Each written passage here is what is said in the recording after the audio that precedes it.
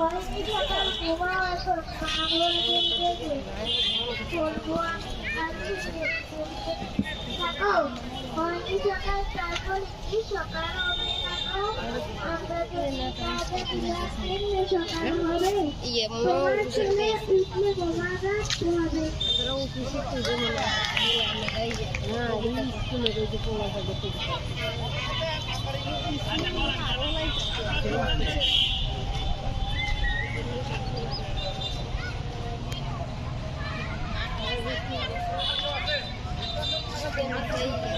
picnic করে